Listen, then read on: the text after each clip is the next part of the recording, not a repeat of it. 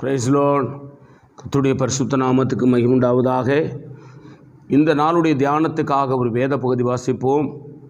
அது 1 நாளாகமம் 4ஆம் அதிகாரம் 10ஆம் வசனம். யாபேசனுடைய ஜெபத்தை குறித்து வேதாகமம் சொல்லுகிறது.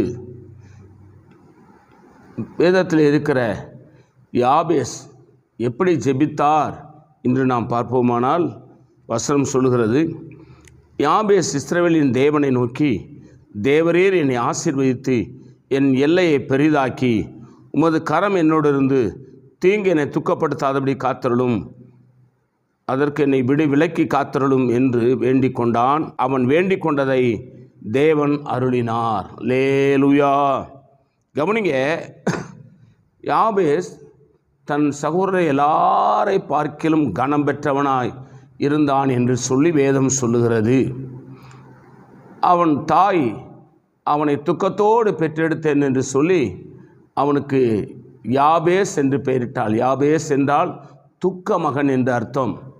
ஆகவே அவன் துக்க மகன் என்று தன் தாய் தனக்கு பெயர் வைத்து விட்டாளே என்று சொல்லி ஆண்டவராகிய கர்த்தரை நோக்கி யாபேஸ் ஜெபிக்கிறான்.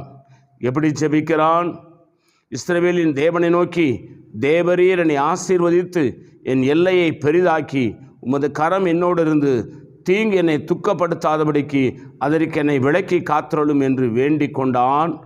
அவன் வேண்டிக் கொண்டதை தேவன் அருளினார். அருமையான தேவ பிள்ளைகளே, இந்த காலை வேளையிலே நீங்கள் எந்த நிலையில் இருந்தாலும் சரி, ஒரு துக்கமோ துயரமோ வேதனையோ பாடுகளோ கண்ணீரோ பிரச்சனையோ போராட்டமோ எதுவாக இருந்தாலும் நீங்கள் யாபேசை போல கருத்தாய் ஜெபம் பண்ணுங்கள், உண்மையாய் ஜெபம் பண்ணுங்கள்.